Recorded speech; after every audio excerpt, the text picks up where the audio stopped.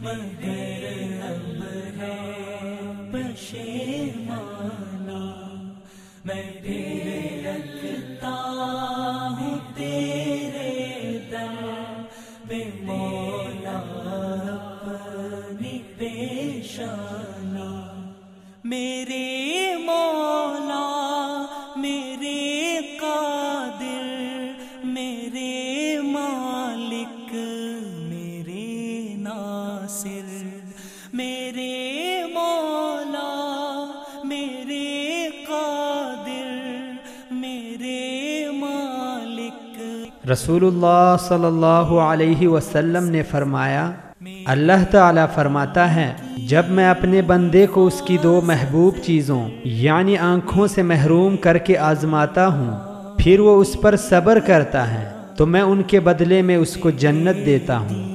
کی حفاظت کر میرے ایمان کی نگرانی، بہت دل میں رہا سرکش، تیری سنت کے مطابق زندگی گزاریں گے۔